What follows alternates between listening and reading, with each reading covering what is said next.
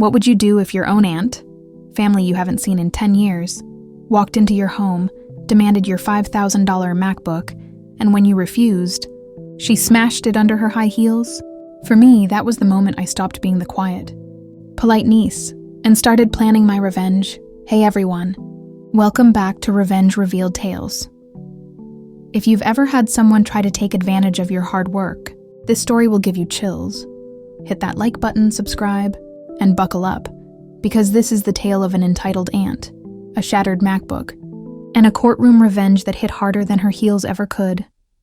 I'm 17 years old, female, and for as long as I can remember, I've poured myself into creative work, video editing, Photoshop storytelling hours spent honing my craft, and saving every cent from part-time jobs to build the tools I needed a few months ago.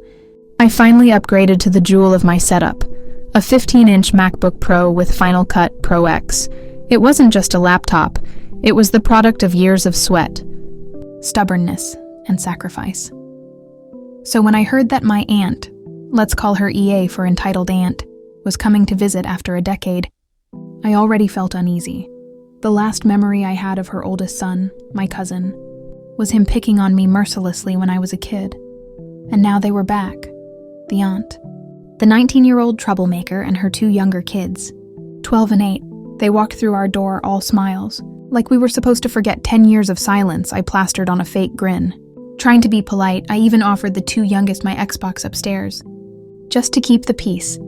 But the second I saw my aunt's eyes drift toward my things, something inside me sank. It started small. She wandered upstairs under the pretense of looking around the house. I followed, trying to be a good host, but I knew something was off. Then she spotted it. My MacBook gleaming on my desk like a beacon. "Crusty," she exclaimed, using the family nickname I hated. "Whose laptop is that?" My chest tightened. "Here we go. It's mine," I said as casually as I could. She walked over, her eyes lighting up like she'd just struck gold. "Can I hold it?" I hesitated, but handed it to her carefully. She ran her hands over the smooth aluminum casing, smiling in a way that made my stomach turn. "Wow, this feels nice," she said, then without missing a beat. "Can I keep it?" For a second I thought she was joking, but her eyes, sharp, entitled, expectant, told me otherwise. Absolutely not," I said. My voice trembling, she pouted. "I'll pay you. What was this, $500? I nearly laughed. "This is a $5,000 laptop. I worked my ass off for this. I'm not just gonna hand it over." Her smile twisted into a scowl. "Crusty, I deserve it. I haven't seen you in 10 years and you didn't even get me a gift? The least you could do is let me have this." I stared at her in disbelief. "Is that my fault?" "No." She crossed her arms, eyes narrowing. "Well, if you won't give it to me, then you shouldn't be able to use it either." Before I could react, she opened the laptop, raised it up, and slammed it onto the hardwood floor. The sickening crack echoed through the room. My heart stopped. But she wasn't done.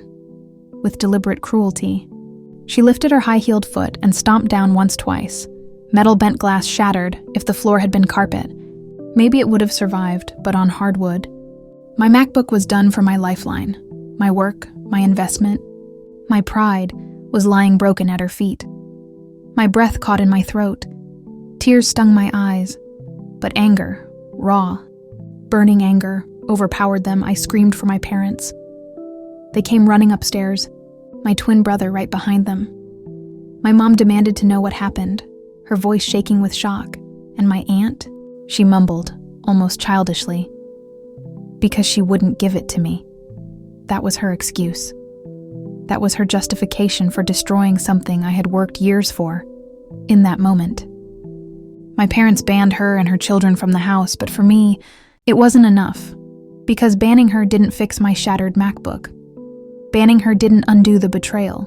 So I waited, I bided my time. Because in less than a week, I was turning 18. And at 18, I would no longer just be a teenager.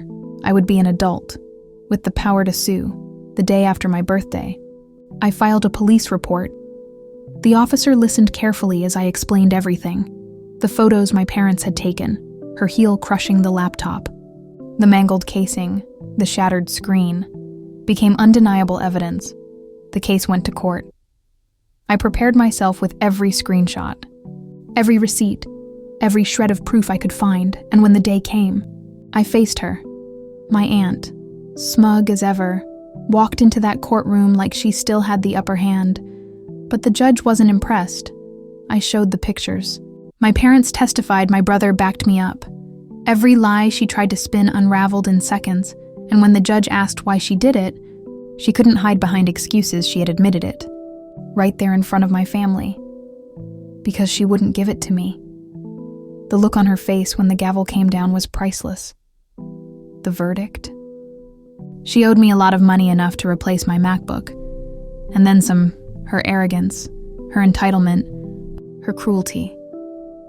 They all came crashing down on her in that moment, and for the first time since she'd walked back into our lives, I felt free.